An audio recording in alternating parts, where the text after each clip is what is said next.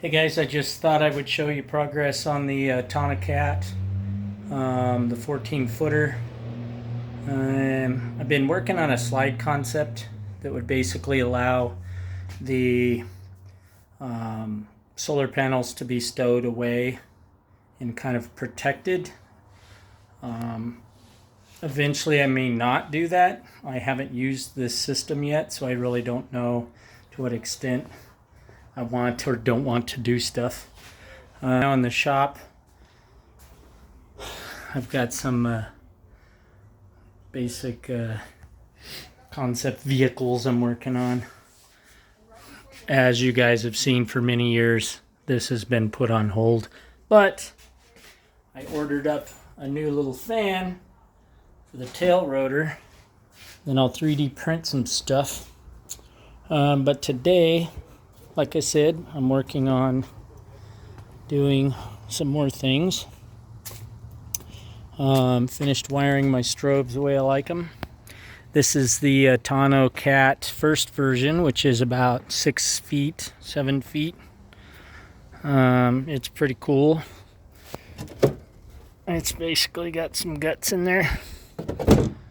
But this is the 14-foot Autonocat. This is the concept vehicle.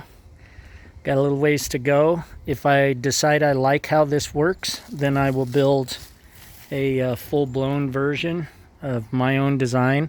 I kind of have never liked the banana look of these things. Maybe after I paint it and stuff, I'll feel better about it. But today, basically, what I've been working on is I wanted to create a rail system. So what I did is I bought, this is for anchoring conduit to the wall. It's zinc coated, so it shouldn't really rust. And then I bought this stuff, which is $60 a stick, kind of a bummer. And then you can't really see it, but inside there, I get it to focus specifically on that. It doesn't want to. I bought these roller bearing casters, and I've got a set of 4 on each one. So the idea is this is a tie point. I got to anchor it to the body.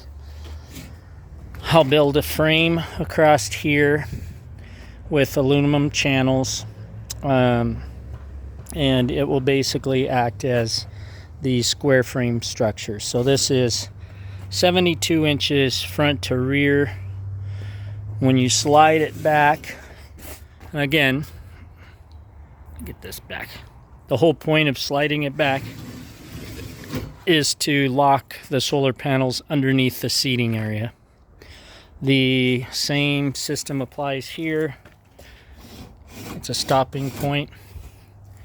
And when I'm done, there may be some kind of chain or linear servo that will actually motorize this, but realistically manual is fine. Now the battery compartment, the basic way this is going to work, there'll be another channel like this on the outside right up in here. I may or may not put all the batteries in there. I'm not really sure yet what I want to do, but basically these rails will be on each side. You can see that they're temporarily, it's designed to be modular, so I can slide these, take them off. Nothing's permanently welded. Obviously, I'm going to have to paint this. I'm going to use wrinkle coat paint to kind of weatherize this. Again, it's the first modular test bed, so I'm not going to put tons of money into welding and stuff like that until I'm 100% sure I like what's going on. Now imagine, if you will, another rail like this coming across here. These are super sturdy because of this extra 2 inches right here. A second one will distribute the load. There'll be a flat portion built on here. I may do it in some kind of screen. I may do aluminum channel. I'm not really, or not channel, but diamond plate. I'm going to keep it light, and I want it to be able to, if it gets water on it, the water to fall through. So the basic idea is there'll be a second channel like this. There'll be a piece of wood, or they do make a marine grade. It's kind of like ABS plastic. Real strong, but it's about $200 a sheet. And then I'll make a fold down seating area right here. So realistically, imagine this area is seats. This motor mount thing, I'm still debating on it. I like the location of these. Keeps it, away of stuff. And the general idea is that it would stow, up and out of the way. I personally am I found some trolling motor mounts, and if I were to put kind of that same concept back here, that would allow me to keep that leg short, which keeps it lighter for a linear servo, and it also push the trolling motors lower into the water. What I don't like is on the trailer, that means it'll stick out about this far. I'm not kind of digging that. But what I do like is that if I mount the trolling motor here and it flips up out of the way, that means I can anchor a linear servo on this point and actually have it be electric, and it would lift both of those out of the way and leave me this whole area to mount additional things to. This system here, you unlock one side, it opens this way, or you lock it and unlock the other side and it opens that way. So that's kind of a nice little option. I'm gonna lift this bad boy up. Right now, I'm still wiring. This is the strobes temporary battery. This will house things that are super expensive and I don't want to risk ruining. The battery bay will go down the center, and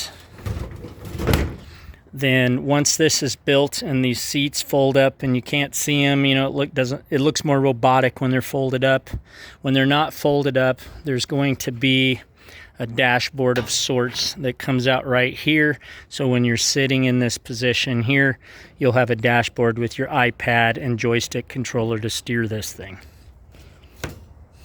So there she is. I'm actually pretty proud of my progress. It's been a couple years in the making, and I'm finally getting somewhere with it. So wish me luck. Hopefully by next summer I'll be ready to test.